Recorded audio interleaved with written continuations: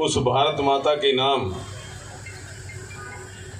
जिस भारत माता की जन्मभूमि से हम सब अन्न खाकर बड़े हो रहे हैं, जल पीकर, पानी पीकर, और कब जिंदगी जन्म से लेकर मरण तक जो भी हमारी ज़रूरत है वो ये हमारी धरती माँ वो पूरी करती है। उस धरती माता का, उस भारत माता का जय घोष जरा दोनों हाथ खड़े करके मुट्ठी बंद करके जोर से लगाएंगे। भारत माता की वंदे वंदे। वीर शिरोमणि महाराणा प्रताप अमर रहे, वीर शिरोमणि महाराणा प्रताप अमर रहे।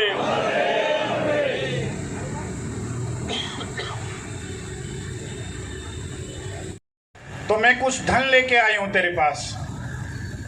तो उस व्यक्ति के व्यक्तित्व ने कहा कि आप अकबर की माँ हो और मेरी भी माँ हो, परंतु मैं शत्रु पक्ष का धन लेकर मेरे इस राष्ट्र की सेवा नहीं कर सकता।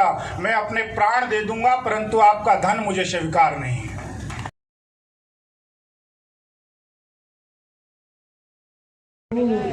जंगलों में रहते हुए धर्म की रक्षा, राष्ट्र की रक्षा, राष्ट्र को झुकने नहीं देना, और राष्ट्र झुकने नहीं देना का अर्थ होता है कि राष्ट्र के धर्म को झुकने नहीं देना। इसलिए याद रखो, जीवन के अंदर धर्म बचेगा। हर हर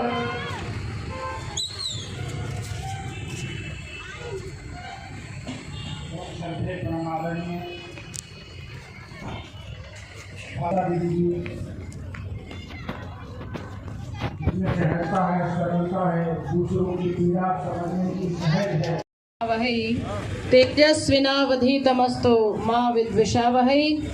वेद की इस प्रार्थना के साथ मैं अपना उद्बोधन प्रारंभ करने का तात्पर्य आपको समझाऊं। इस मंत्र का अर्थ है कि हम सब भारत के वासी हैं।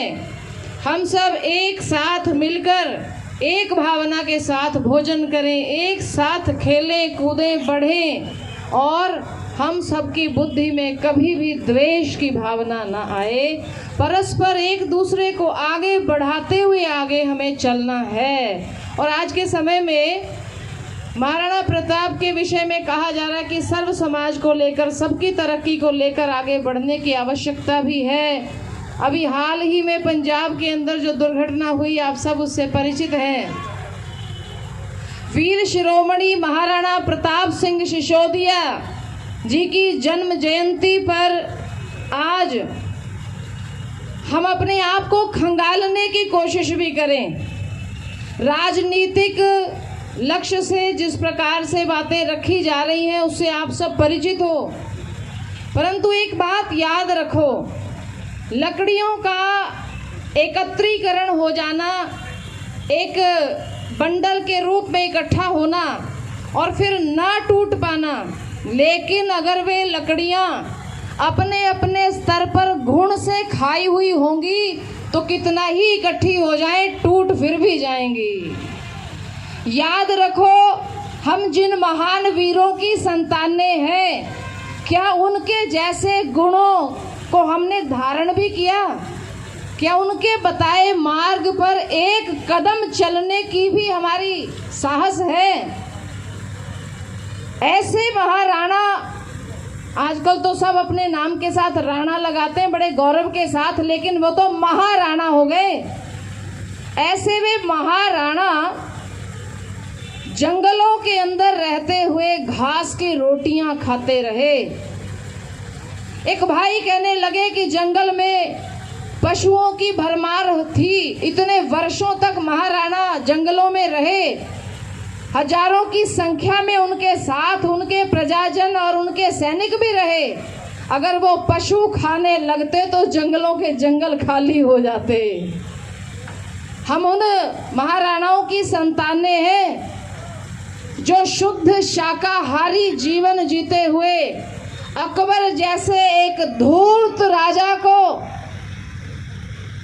धूल चटाने का काम करते थे।